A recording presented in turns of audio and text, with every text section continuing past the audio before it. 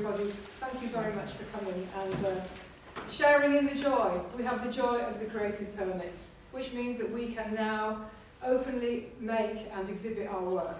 And we're really, really thrilled to be here for the first time, but not for the last, I hope. I thought I'd start. We would start. We thought, how are we going to start this? And I thought, well, let's look at what people did in the past with what, if they wanted to be creative, what did they do? Where did they look for their materials? What did they make with them? So I've gone back, way, way back to 17,000 years ago, between 17,000 and 22,000 years ago, the caves of Lascaux.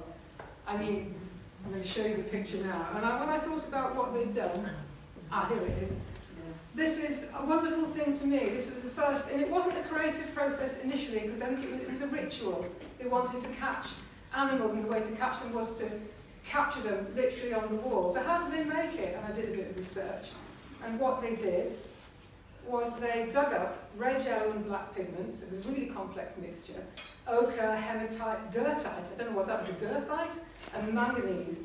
They mixed it with animal fat and water, and they made paint. And they apparently blew it onto the surface, or painted it, or used their hands. We've all seen their hands, haven't we? So to me, that really made me think about the need to be creative, at any cost, really.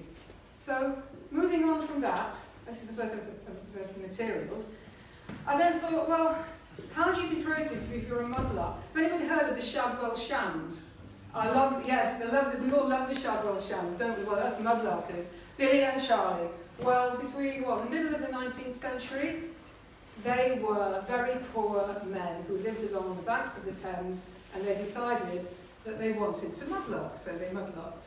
And the Shadwell docks were being built at the time, and many things were coming out of the Thames, and they collected them, and they found an antique dealer who would sell them for them.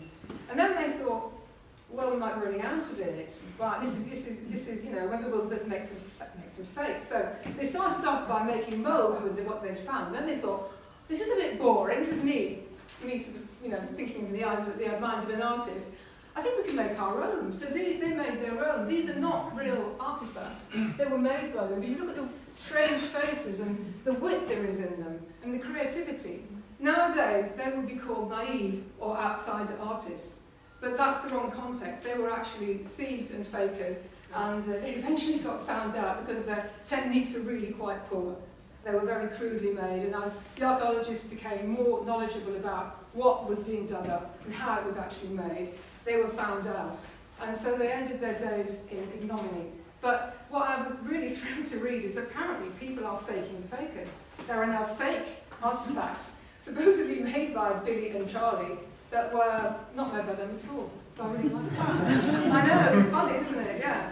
But I think I like the idea that if they had been living nowadays, these guys would have been artists. They would have been experimenting and making, many more different things. But the times that they lived in meant that they had to fake and thieve. And I think they're really intricate, though. Extraordinary finds. I don't think anybody in the audience ever found anything. Have you ever found a Billy and Charlie? No, never, no. They did chuck their fakes in the Thames, they sold them. Yeah. It's only pointless to chuck them in the Thames. I know, exactly. I know they go for a fortune in the auction houses now, don't they? So the next thing I thought, Turner. Now we have here Jackie Wise, who does not make work with her finds, but she's totally inspired, and I think you'll really love what she has there. So these are two steamboats at Hungerford Bridge. And the colours, I think, are amazing, and they're kind of a weird echo of the original Lascaux, the picture of the Lascaux cave that I showed you. And these two steamboats, and I was researching this picture, why did he paint that one? Because he loved the idea of industry and power and new ways of doing things. But I also discovered, apparently, that the steam clippers were in dispute with the watermen, because they were, the wash was eroding the banks of the Thames, which I have heard many mudlarks say, the clippers eroding the banks of the Thames is all coming out. So I would imagine that what happened was, people were mudlarking even more than it must have been a crazy time, because there's so much coming out. So, and also the people in London and the watermen said, we've got to stop them because actually they're the cause of cholera. The bad odours are coming out of the Thames and people are getting ill. So there was lots of reason to stop the steam sort of boats coming, but they weren't stopped obviously, and now we have the dippers, and yeah. Sometimes we say thank you, sometimes we don't. We look at the banks eroding, and then we think that's bad, then we think what are we finding, that's amazing. So the next slide is an work of art that never was. Now this is a British land artist called Richard Long, who's in his 80s now. And in 2017 he was invited to make a 60-metre long artwork at Lisson Gallery in London, a very, very influential gallery. Richard Long is a very well-known man who actually makes work out of what he finds, like we do, really. So he wanted to use River Thames mud, right? But this is what he actually quoted about it. He said, "I could easily have used Thames mud, but I was dissuaded on grounds of commission." Does that sound familiar? I know, it's hilarious, isn't it? That's all I could find about him. So he lived near the River Avon, and so he used River Avon mud to make it. So this is a Thames artwork that never was. And wouldn't it have been amazing if it was made out of Thames mud? I would have loved that, really loved that. So the next thing we're going to talk about is bringing us a bit more up to date. This is, and I think many of you will know this work of art. Yes, do we know this one, Mark Dion? It's called Tate Thames Dig, and it was made on the invitation of Tate Modern, when Tate Modern was just about to work, between sort of 1999, and he was invited to make an artwork. Now, Mark Dion's shtick is that we don't have to be told what things are by galleries and museums and archaeologists. We can make our own mind up, and it can be anything we want it to be. So, what he did was, he was fascinated by the whole process of archaeology and history and contextualising everything, so he designed the Tate Thames Dig. So he got two teams of people from Tate, one at Millbank, at South Bank by the Tate, and one up at Tate Britain. And he told them to go mudlarking. And he said to them, pick up what you like. Anything you like. It can be anything you like, pick it up. So they did. And they were very untrained, they weren't told about anything about pipes. So they brought it all back to two archaeological style tents outside Tate Britain, and they sorted it just as it would be done in an archaeological dig. Mark Dion invited archaeologists to come in. He had lectures by very well-known historians, and it wasn't a joke, he was very interested in the process of doing it. And this might look like an antique case. Not so. He had a precise diagram of how it was going to be built, to his exact specifications. It has two sides. One side is Millbank, and one side is Tate Britain. So there's the bank out there. And then it was there. I mean, I'm sure some of you have seen, nothing in it is categorised. There's not one label. He's put plastic next to plastic. He's done it exactly how he wants to do it, because he says we can make our own minds up. Now, I'm a tour guide at Tate. I've toured this piece, and people are amazed by it, having mudlarks coming in and saying, but, that's the thing, and why isn't there a label and date? And I go, that's because Mark Dion is a conceptual artist. His idea is that nothing should be categorised. We make our own minds up. This is the manifestation of his idea. It's a big thing to think about, but I love it. I mean, it makes you think, all these drawers open, just as many of you who are mudlarks will have drawers that you pull open and stuff is beautiful. Yes, and what kid are you married? Yeah, exactly. So that's fascinating piece of contemporary art. So, is it on display? No, currently it's off, much to my sadness, because I love talking about it. I used to take a great big tray of mudlark finds in, and I let the kids and the adults handle it and tell them that's a flint, or that's a thing, or that's a really nice piece of china. So, the next thing I'm going to look at is this. Has anybody seen the High and Dye commission that was in Tate Modern in the turbine ball? This is 2022 to 23. So this is, I'm not very good at that, 27 metres, right? I'll tell you the story of this. It's actually called Brain Forest Kipu. Cecilia de Cunha is a Chilean artist and poet, and she uses this ancient method of tying knots to memories. In this piece there's many, many knots. It's hard to see there, but there's knots. Each knot is a memory or a story. And she wanted to use finds from the Thames. So she liaised with, I'm going to say the name, Lara Maitland. Lara Maitland took 3 Latin American women down onto the Thames foreshore, and they collected as much stuff as they could find. You can see how much they would find. There's trails and trails of wood. You can see masses and masses of pipes. I watched it going up. They had big like wheelbarrows and trestles just full of all the finds down there, and they were pulling it all together. It was quite sensational. They had plant fibres, cardboard from obviously land, they had bits of wood, shells. And she took, the 3 women that she took down actually were local women from the Latin American community. And I read some interviews with them, and they said, during the collection process, we discovered the hidden layers of London. And another one said, the brain forest keeping gives new life to these forgotten things that we found in the river bank. This was a tremendous piece of work. It looked quite amazing and very ethereal. And I love the idea that they'd been down on the Thames right by the tape, and they brought the work them back. So I hope some of you did see it. Did you see it? No, I did publicise it a bit. Online, it was worth seeing. Best was seeing it going up though, the way they were working to not everything. Did they have licenses? That's a good question. You'd have to ask the PLA about that. Nice question, Maureen. You can money later. Yeah. So that's an interesting. I'm pretty sure something must have been said because you can't really do something on that scale without somebody saying it's okay. But that is again not a question that I can answer for sure. Okay. So.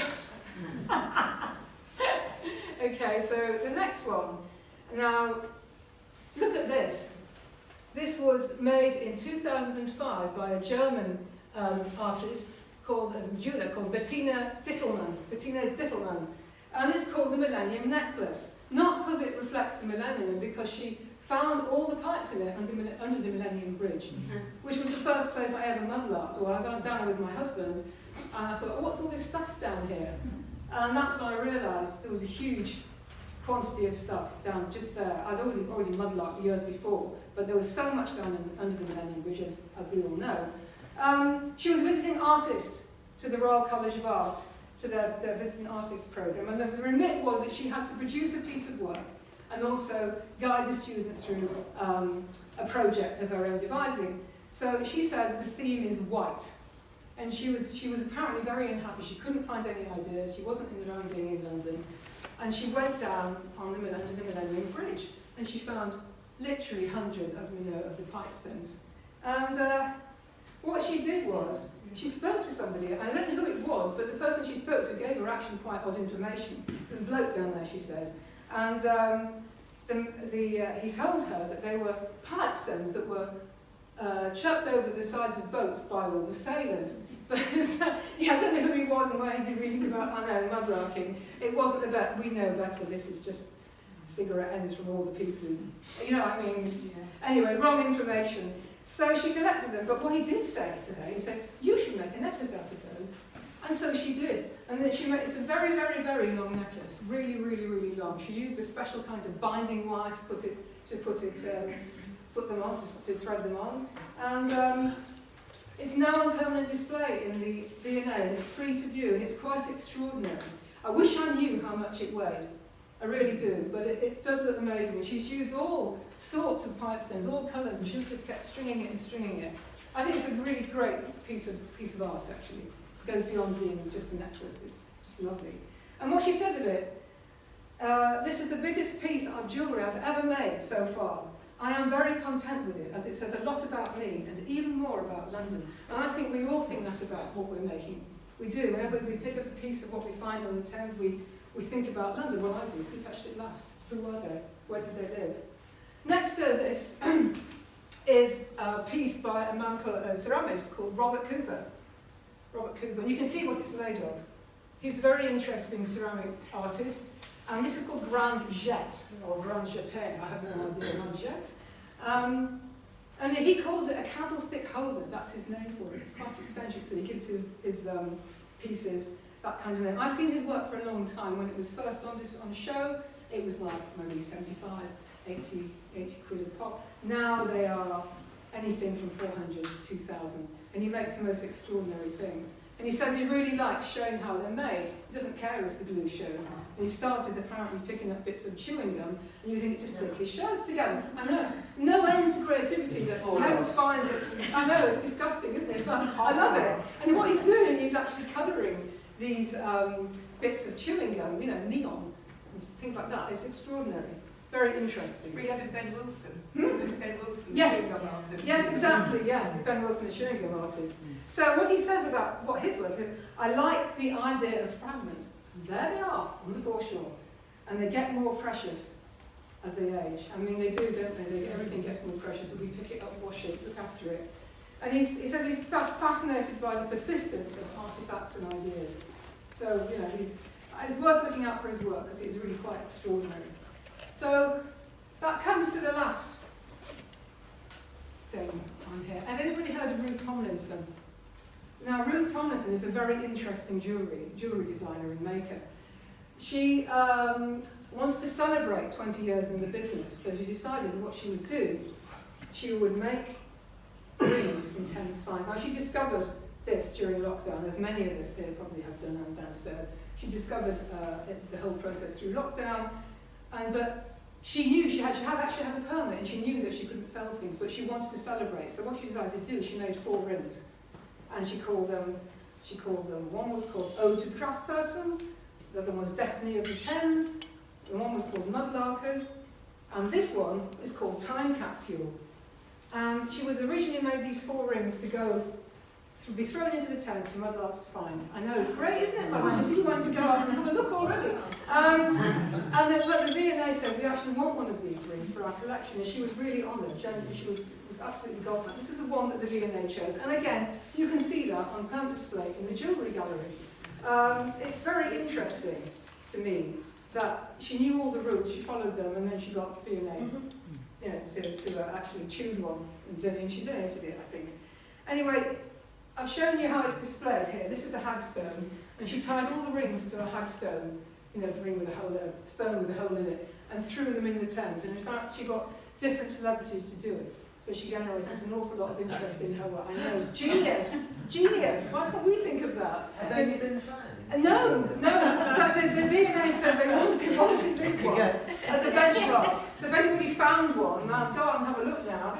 That would be the reference point, the historical reference point to Ruth Tomlinson's work. She's a very interesting jewellery designer, and go and have a look at her work. She's very ethical, which I like about her. She uses a lot of found materials, not necessarily from the Thames, in her work.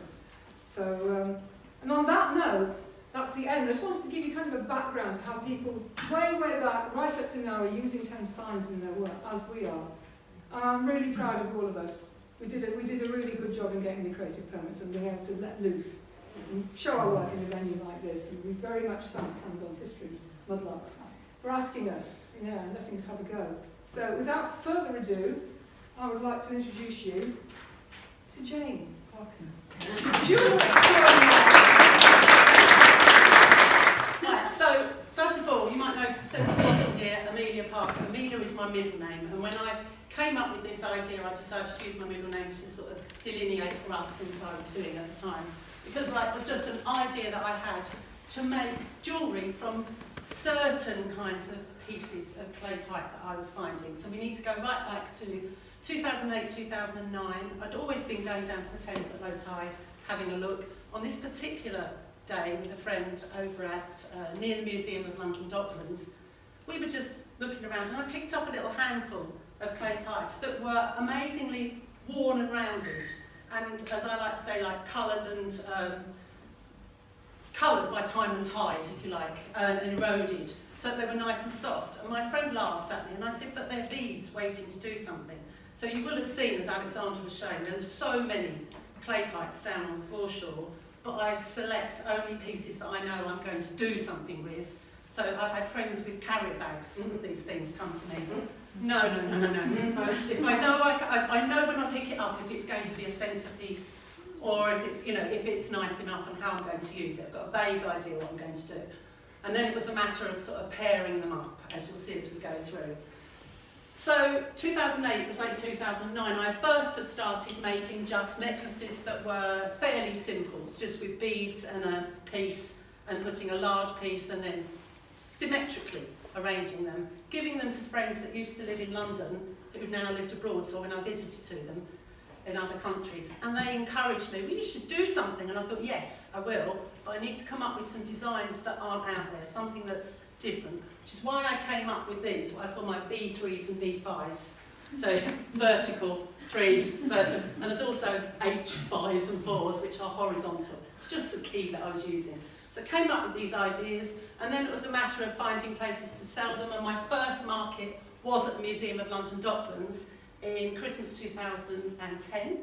And around that time, I had lots of interest from a lot of online London-based, like Londonist, Tide of London, Tide of Life, even magazines that were putting my work. And I've got examples of some of those ads if you want to come and see this later. And this, for instance, I managed to get it into quite a few museum shops, although this was an uphill struggle, coming back to the Tate in a minute, which is why I was getting, you can see my hackles rising. So at this time, I'd managed to get it into a couple of museums that thought it was really interesting. For instance, here, this is a piece that in the magazine that was put out by the Naval Colleges at Greenwich that had my work in the shops there.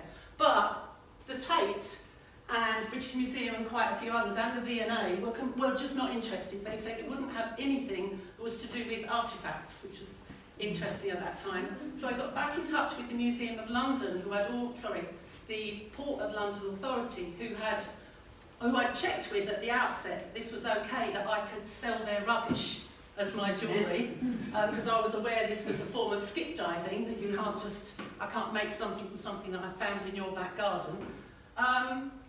And I got in touch with the guy who was in charge at that point, and he said no, that was fine. So I contacted him again, so I'm having a problem with museums, and he issues me this foreshore permit. So this is why this is all amazing that we've had to go all the way through, because this process was already there, but unfortunately was not advertised enough back in the day.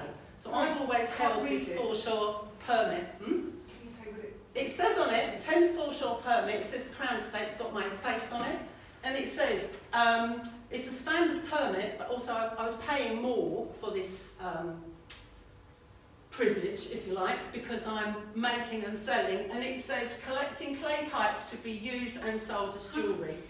So it's written on it, and this was issued in 2016, that was the first one, and that expired in 2017, so it was already out there. So when I spoke to you, I was like, oh my gosh, this is ridiculous, we really need to get this going, because the system was already there. So it's brilliant that we're all back on board again, because I've actually gone quiet since lockdown, so I'm hoping to come back. So please come and see some of the work that I've been doing. So I've been in, lots of magazines and things. And this is kind of as it evolved, I sort of came up with a better identity. I was sending out mail-outs to people, so selling it online. Unfortunately, my Etsy shop, by the time I started it, I couldn't use Amelia Parker because there were too many others. So that's a bit of a mess at the moment, but if you Google my website, you'll find all the other sort of identities that I've got. And then you can see some of the designs, so earrings, larger pieces, and also stalls that I was doing. So Thames Festival I used to do every year, various markets. I used to have a stall at Spitalfields once or twice a week, and making sort of images as well, sort of montages and commissions that people had made. Like I did something for Beefeater Gin, you know, the Beefeater man. So I did a nice sort of arrangement for that they used online as well. So I've spoken for too long. I've overstayed my welcome. So I'm going to hand you over next to Sam, who's going to tell us about her work. So do bear with my flipping. Might go wrong once or twice.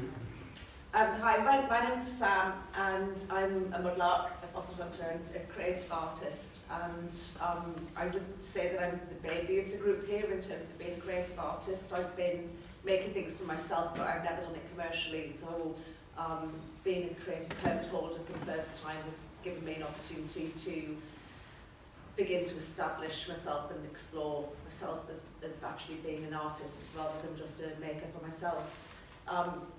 As it says on the slide, I've been staring at the floor, both literally and metaphorically, my whole life. I've always been I don't know, I think I'm quite introverted, and I've always been more comfortable with looking at stuff instead of engaging with people, and it's been my comfort zone, which is probably why I've always been a crafter too, because it's quite fulfilling, but it avoids the awkwardness of public engagement. Here we go, I'm talking to everybody. I'm doing my best, bear with me. Yes, so I've done, I recently chose to retire because I've actually got an eye disease, which I'm conscious will trouble me later in life, and I don't want to like work till I'm 67 and then find that I can't do any of my hobbies and activities anymore. So I'm now pretty much full-time crafter, mudlark and fossil hunter, which I'm loving. Can I have my next slide, please? So some of the crafts that I engage with, most of my work is embroidery work and textile work, and when I first started stitching, I call it stitching the foreshore. When I first started making textile works inspired by the foreshore, I was being representational of the foreshore rather than incorporating objects. But now that I have a creative permit and now that I've kind of gained a bit more confidence and I'm exploring some new techniques, I've started incorporating found objects into my works. So I make stitched foreshores where I make objects which kind of have the River Thames flowing out of them, and I've brought some of those along for display today. And I find when I'm stitching the foreshore, it's a way for me to feel like I'm still on the foreshore. When I stitch a piece like the ones that are in the picture, I know which part of the foreshore I'm on. I can imagine myself there. I'm kind of, as I stitch, I'm forming the rocks and the boulders and the beach and the waves that I experience when I'm on the foreshore. So it's a way for me to kind of mentally be there without physically being there, which I really enjoy. So I find my creative process very rewarding. You can see one of the other things that I make, which is kind of textile related, is baskets. So when I've seen things like rope eroding out of the foreshore, this was stuff that was like essential to daily living when it was made. It was all handmade, it was all natural fibres. It's not like the plastic junk that will live in the sea forever and kill fish. It was all beautiful handmade stuff that took time to be made. And when it erodes out of the river, in a few times it just disappears, and it always seems such a shame that something that was made so carefully and was so valuable would just be lost. And so I began salvaging rope and carefully cleaning it and forming it into little baskets. And now I've started exploring basketry a bit more like conventional basketry, but incorporating things like clay pipes into the structure to try and experiment combining my finds with my other craft techniques. Can I have my next slide? And we're back to clay pipes, and it was interesting that the Millennium Necklace, the theme for the Millennium Necklace was white, because I don't see clay pipes as white at all. They all go into the river white, but there's not a lot of white in those pipe pictures. And as a fossil hunter as well as a mudlark, I'm very familiar and aware of the geology of how you find things, and you might find an identical fossil in different parts of the country and they will look completely different because the preservation is different. And I see the pipe stems as kind of the geology of the foreshore, because the colour that they have tells you the story of how they were buried. So if they've got a lot of black in them, they were buried in an area where there was a lot of organic material, so maybe it was a bent in the river where leaves collected, or it might have been near a tannery. And if they've got a lot of red in them, it might be because it was an area where ships were broken up and there's a lot of rusty nails and materials, or it could just be that they were in the London clay, which has got a lot of iron pyrite in and has stayed with them. So I really, I enjoy the pipe stems for the colours that they're in, and like you, I'm very selective about which pipes I pick up, because apart from the fact they need to be neat to make the frames, because I refuse to cut anything to size and everything has to fit perfectly, I choose them for the colours and the pattern and the patterns, because I like the way the river has painted them, and I hope to celebrate that in the pictures that I make. And I mainly do a log cabin style, which I think is also influenced by my interest in textiles. And the other craft that I've explored combining with Thames finds is marbling. So I used to work in the rare book trade, and you see all of these beautiful marbled papers when you're looking at books, and I wanted to learn how to do that for myself. But marbling is an endangered art because there kind of isn't that demand for marbled papers anymore. You have to find a new market for it because they're not needed for old books anymore.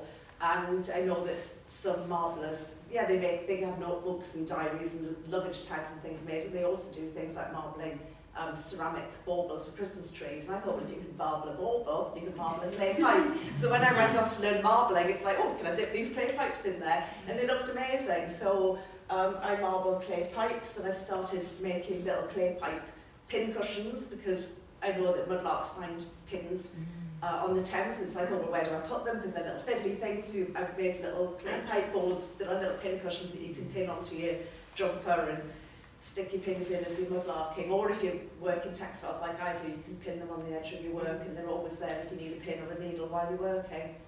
I'm going to stop talking now. I'm going to hand over to Abby, who's the ceramicist, and she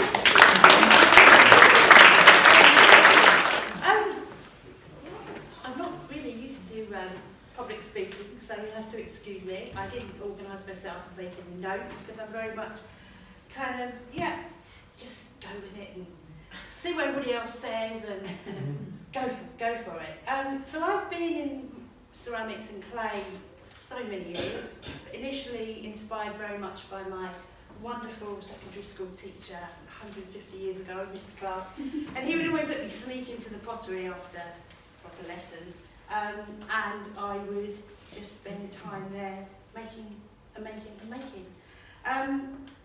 I think my love of mudlarking really started off from my love of beach combing. I love finding driftwood and stones, and likewise my children do, and they pick up a stone. Hey, here's one for you, Mum. Obviously they're old now, they don't do it anymore, but I think it grew up with me, the fact of finding something that's so unique and individual and special, that I decided to, as I was along with my ceramics, actually incorporate pieces that I found that again were individual and special into my work. So, this is some of my work.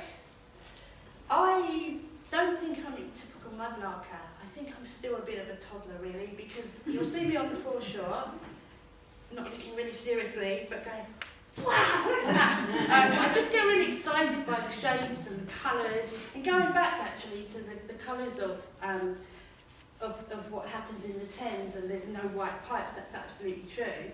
The smoke firing techniques that I use, basically, I hope, emulate the colours that I find in the rusty bits of metal and the kind of different shapes, the shapes of the smoke firing. It's so, what's the word, out of my control. I mean, I've been doing it a long time, so I kind of have an idea of how it's going to come out. And then I just affix the pieces that I find onto my work. Very often, I'm inspired completely by what I found. And I always, you probably see the little copper within the pieces.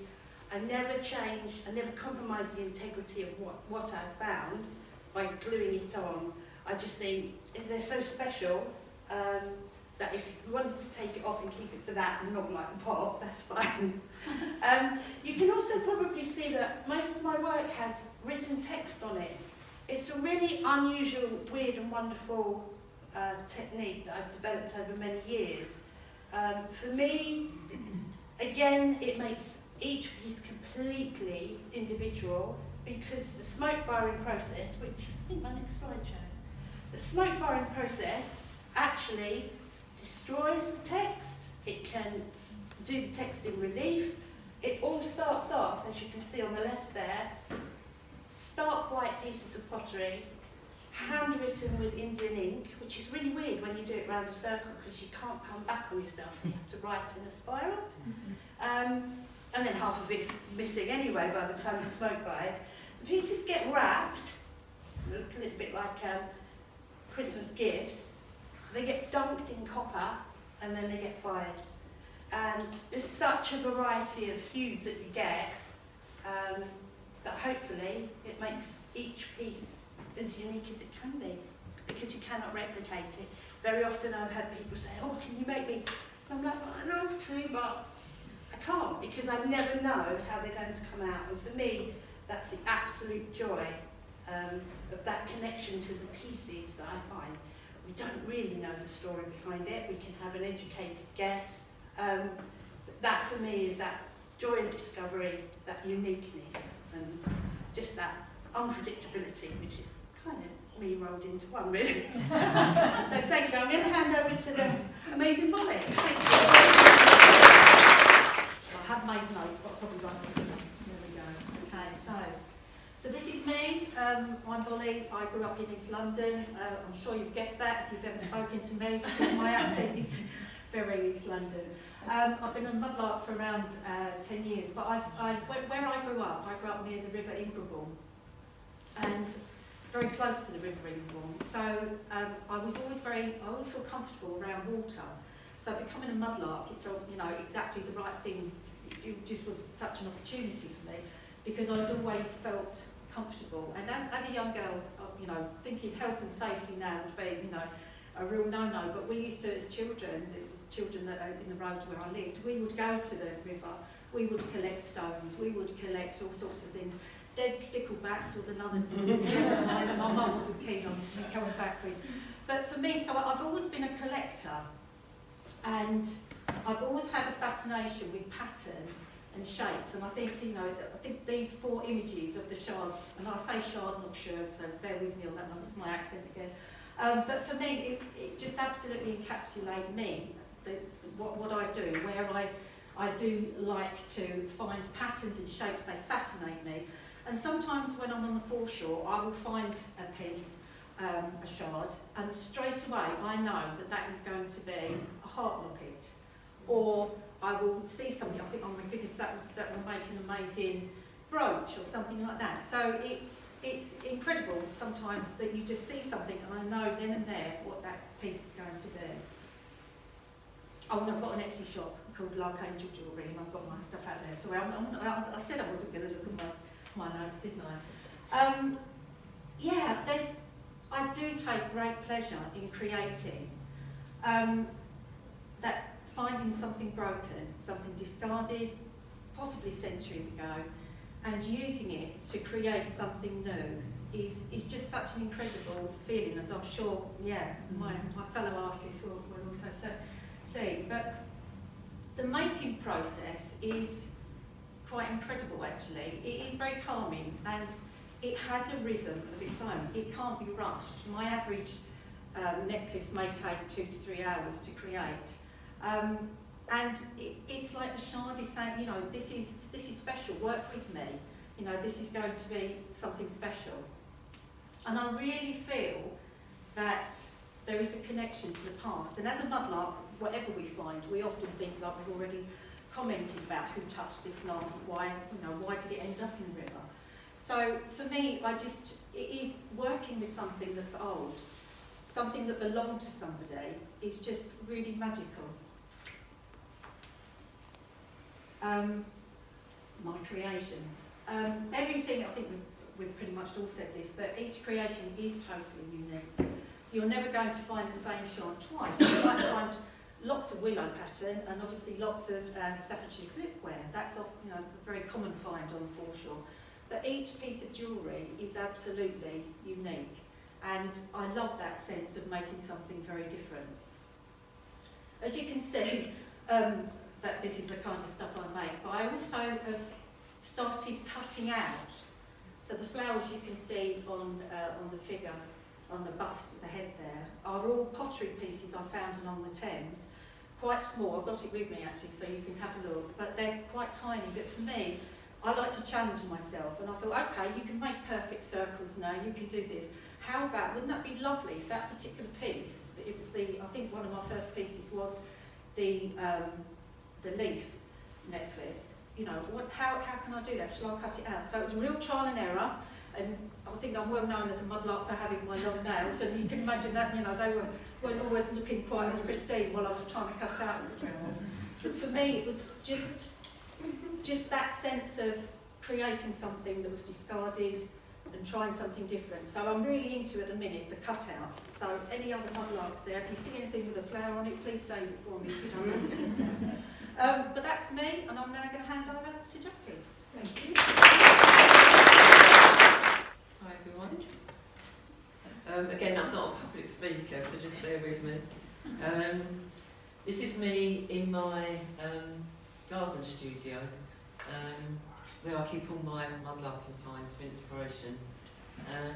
And it means I can go into the cabinets, I can pick out pieces that inspire me. And sometimes I have an idea about what I'm going to do, and other times I'll pick those pieces up and it would just give me the idea. I've had a passion for making things since I was a very young child, and I would paint watercolours up in my bedroom and paint stones and pebbles and also tumble pebbles and making them into jewellery. Back in the 70s, I used to bottle dig with my parents and started mudlarking along the Thames about 10 years ago. I started initially painting my watercolours in a very kind of illustrative way, and what I loved about the pottery shards were the kind of discoloration, which a lot of other people have mentioned, and the kind of crazing and the cracks. And lots of people would say to me, you know, clean them or bleach them, but I said, no, that's actually what I love, and that's what I want to try to capture in my paintings. I also do a lot of pottery, which I started about 6 years ago, and I think it was a way of, basically I've got a passion for painting, and it gave me more surfaces to paint on. So I started pottery about 6 years ago, and I started by painting the pottery shards onto the pottery. I've also got a love of the river, as you can see, so in a lot of my designs the bends of the river run through the bowls of my plates, and I don't actually have a creative permit, but what I've done, I usually make clay moulds from my finds from the foreshore, and then I use them to make replicas of my finds. So those are then applied to the plate. So for example, the plate in the middle would probably take me 2 to 3 days to make. I don't always have a plan. I'd usually know if I want to have the river running through it, and that would be the first thing I kind of mark down on the plate. Then I would make the individual moulds as I'm working with the pieces. Sometimes I have a plan, but other times I really just kind of make it, and it evolves as I'm making it. I tend to have a few finds that kind of always appear, and then I'm trying to now make things a little bit more sculptural, so I've started to put in bridges, the beads are handmade, and the little houses are handmade. All quite fiddly, but I've always done things like that since I was a child, and it's what I really enjoy. I enjoy the detail, to the point sometimes when it drives me completely crazy. You know, I'm trying to draw the little windows on the houses, for example, or paint underneath the bridge. So once they're mystified, which is the middle one that hasn't been glazed yet, then I paint in the river, and I paint on all the details on the shards. So sometimes I'll actually paint a picture, for example, like the Thames barge on the shard at the top. Other times I'll do like a dry brush across the shard if it's textured. And then I like to paint the details in like the little pins that we find on the foreshore, and just kind of build it up, and then it will be glazed. So the other thing I like to do also is on the left, I like to try to imagine the pots, my pots, as if they've just come out of the Thames mud. So I'll often leave the edges quite cracked. I'll apply kind of paint effects to make it look old. Sometimes I'll add cracks and kind of imperfections. And I also really like to do kind of London riverside scenes on the pots and my plates as well. So I'll use as a reference kind of old etchings, old newspaper articles, maps, anything really that I can kind of refer to. Sometimes I paint them as I see them, sometimes I'll kind of model them up from different kind of books and pictures. This slide shows my love for willow pattern. which I think goes back to my childhood again. My mum had a big collection of blue and white pottery, and in our kitchen we had a big dresser full of blue and white pottery, and a lot of it was willow pattern. So I think when I see willow pattern, I kind of pick it up. I'm kind of drawn to it on the foreshore, and I just love painting it. But what I have tried to do over the years is gradually put my own kind of details into it, so I'm not just copying what I'm finding on the foreshore. So I might kind of add like a bonsai tree, or for example in the one on the right hand side I started to do kind of waves and boulders, and I like to have birds kind of leaving trees, the moon, the sun, just small things really, but just to make it mine.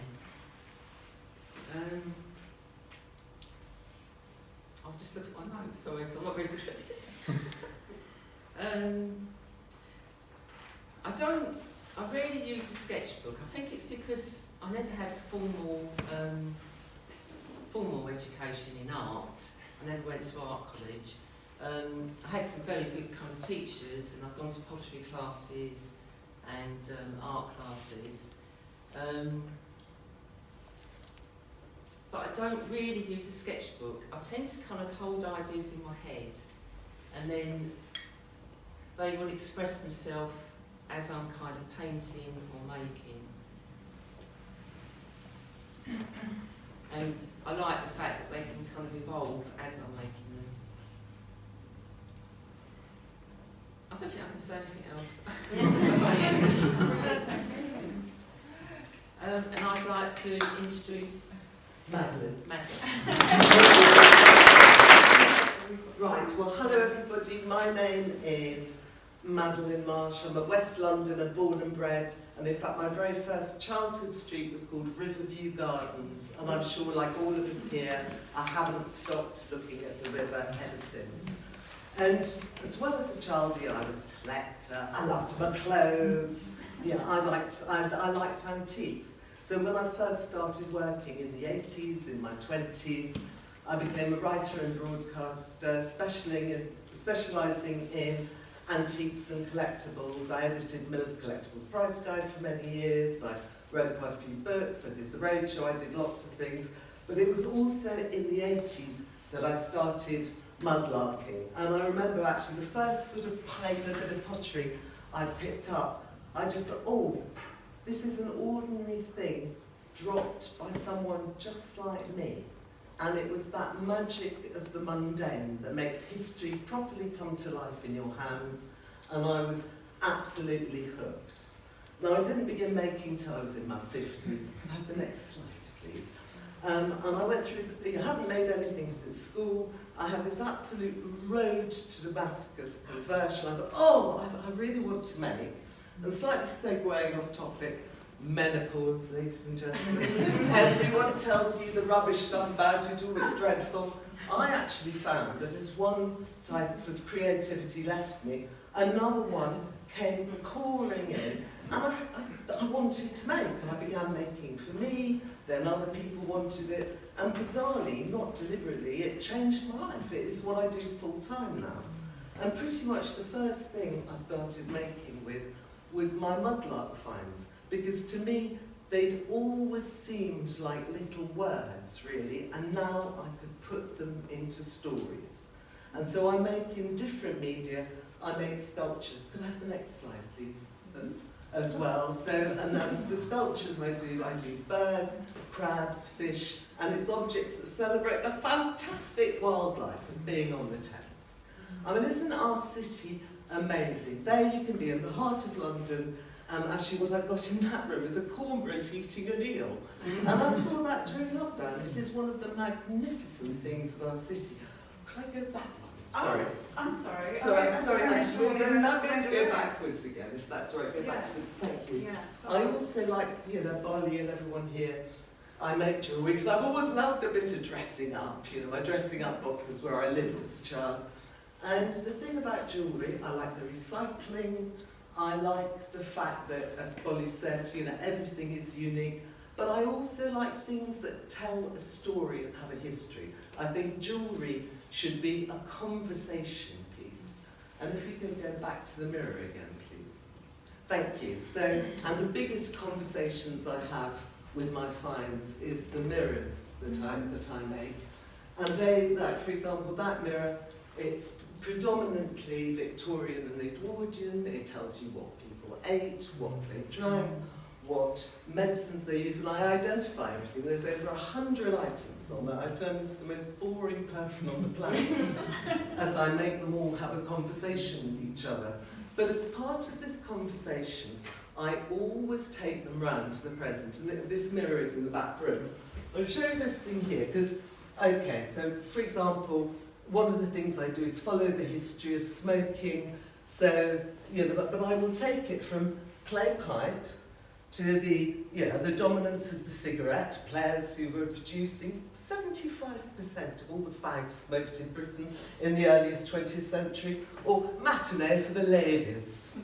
And then from there, I go to the plastic vape, and my absolutist favourite modern find this year, that is a clipper lighter. There are 3 fists raised like that. It says, fight for your right, and there's the trans symbol. So it's a trans power clipper lighter. How 2025 is that? And you know, Mudlarks of the future, they're going to want that as a representation of our age, but I found it first, so it's mine. And I do this because with all my work, I try and represent what the river has meant to me the whole of my life. I think it makes you explore the past. It's about history. That makes you reflect on your present, and you know, you make links between those things. And then also it talks, to me, I get a sense of a future. Because one of the many reasons I made mirrors was I like the fact that as each new person looks into it, they become part of that Thames story, and then the next person looking, they're part of it. Hopefully, as long as my bleeding glue holds, you know, that will outlast me. And for me, that's absolutely what mudlarking, the river, and London does. Because when you're down on the Thames, you've got the history, you're mindfully finding in the present, but as you watch the tide come in, the tide go out, and the cormorants flapping about, you have that sense of life in the future, life that will carry on despite man's inhumanity to man, and whatever is going on now, COVID, war, whatever it is, there is life carrying on. And I find that fantastically comforting and joyous. So I actually try with all my work, it's the celebration of the Thames and our wonderful, diverse city, which I love more than anything else. So that's what I try and do. And now, Caroline.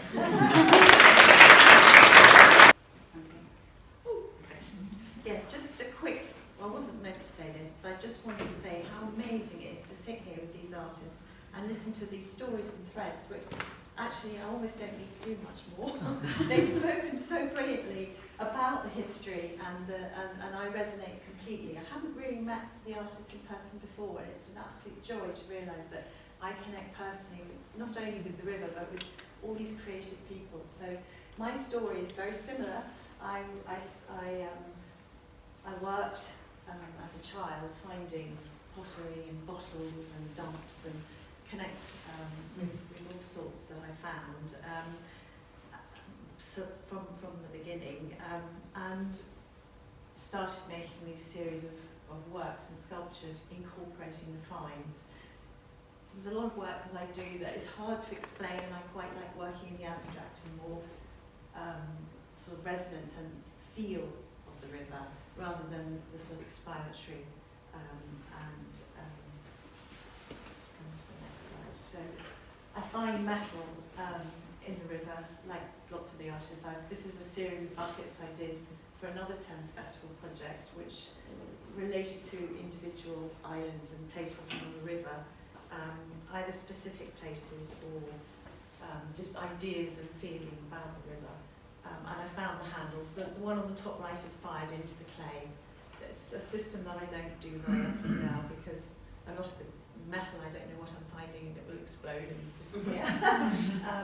But there's a bucket next door which you can take a look at, and that's fired in a particular kiln, wood-fired kiln, to replicate some of the kilns that were along the river itself. So I use lots of different firing techniques as I go. And this is just a recent piece in a mobile. I work a lot with suspension and abstract feeling for art. This is just a piece of metal that I found, and I want to replicate the rise and fall of the river itself and the movement of the water. But actually, my current work is around salt and the history of salt on the River Thames. And I've looked a lot at the sort of work in the estuaries, and with the Museum of London, the little mounds of Roman salt mounds that are found down by the estuary. And now I'm incorporating salt into the glass and the pieces that I find. So there's a little mobile which I've made specially for today, which is at the back. But I'm making much larger pieces as well. Using salt, talks about migration, use of the river. There's a little exhibition I've got down on the river itself at the hotel, the Westin Hotel, which is actually right on the river, and part next to the Queen Hive Dock, which is where they offloaded salt along with lots of other materials. But the trade and the river and the industry, it's those kind of stories that I want to work with. So do go take a look at the bucket here. I think you've got You've gone over. That's it. So it's probably better, rather than me trying to explain my ideas, that you come and talk to me afterwards, because I've done quite a lot of different projects and work, and I've got lots of catalogues and things at the back here to talk about. But in the meantime, I'm going to pass over to Alexandra. So, I'm Alexandra Abraham, and I'm an artist and a jewellery designer. I have a studio at Art Hub Studios, just right by the Thames Barrier, which is a great place to work. I also live on the Thames, on the 16th floor of a new apartment block in Woolwich. So I share my view every single day on my Instagram, and I've got some nice followers, and people going, "Where have you been? There's no view today." So yeah, it's been a really nice thing to do, because the light changes all the time. I like to celebrate it. So how did it all start for me? Well, my friend Kathy, who I was at art school with, she took me, she lived by Rotherhithe, right by the Thames, and I lived in North London at the time. And she said, "Why don't you come mudlarking?" And I said, "What's that?" I hadn't got a clue what mudlarking was. So off we went, and I could not believe what was there on the Thames. I could not believe it, that it was just there to be picked up, and there was nobody there but us, because this was a long, long time ago, long before the age of permits, and I didn't even know what the London Authority was. I had no idea. It was nice, actually. I was brought up in Whitby on the northeast Yorkshire coast. I was brought up on the beach practically. We went with our au pairs every day to get us out of the house. So up and down the beach, always looking for jet, looking for amber. Never found either until fairly recently, but more of that later. So I left home, went to work in London. I worked in the fashion business for a while, and then I got bored with that. I went back, thought I want to be an artist. Well, maybe not, but I want to do something that isn't actually like paid work. So I went to did a foundation, and I went and studied textile design for 3 years. And then I went to sea for a year on a 76-foot sailing schooner around the West Indies. Where I know, it was great, fantastic. A year in a bikini practically. So I started collecting there, shells, and I actually got shells that I brought back, tiny mini shells that I actually use in my work. So I went back into the fashion business, and then I got married, had children, and then I decided what I want to be is an artist. This was after I had done a specialist decorative painting course. So I learnt to gild, and I learnt to do marbling and all those things that you do. I did at the time when interior designers wanted that kind of thing. And then I thought, I want to be a proper artist, so I got a studio at the chocolate factory in North London. I started work, and that's when I thought, maybe I could use my finds. But before that, I thought I could work on glass. I used massive sheets of glass, and I had, I used an unusual wood dye, and I made these enormous glass panels, and they sold very well. And then I realised it was incredibly toxic. So I went back to my finds. I know, it was bad. I went back to my finds, and I started making work. And I was inspired by an artist called Barnett Newman, who did these incredible strips down the painting, just of colour and light, just a dark. And I started making strips of mosaic. Now, as a child, my grandfather was Russian, and we spent a lot of time going to Russian Orthodox Church in London, at Ennismore Gardens, which was the most beautiful place. There was gold around the icons, there were red votive lamps, it was very dark. It was a very special place, and that has informed all my work, as you will see from this. Do you see the bangles? I mean, this is 23 carat gold leaf. I learnt to gild on this specialist decorative course, so this is traditional gilding using a very strong, old-fashioned techniques, really. And I began to make these paintings, and they went well, and I thought I could make jewellery. So I started making bangles. Came from the paintings, where there was these strips of the mosaic. And one day I was contacted by a buyer from anthropology, and I thought it was a scam. She said, I'd like to order quite a quantity of your bangles, and I thought maybe 20 or 30 or 5 would be nice, really? Anyway, she said, I'd like to have 150, and each one is individually made, completely individually made. So I thought, I can't say no to that. Check with my husband, is it a scam? No, it's not a scam. Anyway, so I had 150 bangles made, and then I had to export them, and each one had to have what was on each bangle. Every single, I know, it was absolutely, anyway. But that was the beginning of, making an awful lot more jewellery. I had a break for 9 years, and then I went back to it. I got another studio post-lockdown, which is really good. So, there we go. Right, I started making small things, small sculptural pieces. I made a pot. This is a little pot. This is a Thames glass with pearls. And the writer, Bernardine Evaristo, acquired that for her desk. And it came with some bits of Roman piece of pottery in it and the blackware in it, because she'd written a book many years ago about Roman London. And so that sits on her desk, and I'm really pleased to say that. It's a really nice moment for me.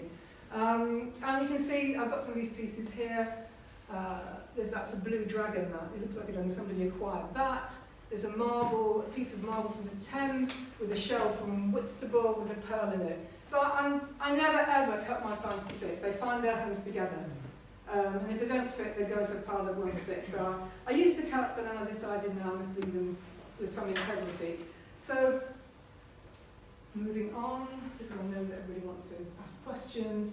The last one. Now, I said to you that my aim was to pick up Jet on the beach as a small girl in Whitby. I found a piece this summer in Holcombe Beach, up here. This is a piece of Jet. I was walking along and I looked down, and it was one of those moments that anybody who's a mudlark will think, oh, wow. I thought, that's Jet. And it was Jet, and it is Jet. It's the most lovely piece, and it's just the perfect pendant shape, so that's going to be something eventually. You see here, this is Nicola White, who has got one of my crowns, and I made crowns. She gave me, or bequeathed, she gave me a huge quantity of pipes that had been given to her, and she couldn't use them. So when you get a big number of something, a huge amount, you can really experiment. So I began experimenting, and I realised that the pipes would form circles like this, and around her head, and I have a small piece next door where there's tiny, tiny crowns. There's the very early crowns, and making little tiny crowns. So I think whatever comes into my studio is an inspiration. I could echo what everybody is. They've said it for me. I don't mean to say it. I mean, we're all inspired by our finds and the stories they bring and the way they make us feel when we're working with them. And somebody said to me, oh, do you lose yourself in your work? And I said, no, I find myself. I do, I find myself, I find me. 3 hours later, who knows? I don't know, I don't feel the time passing. It's such a connection. So, and that's me really. My work is next door, it's very blingy, it's gold leaf, so we're all very different. So thank you very much again for coming. I really appreciate it.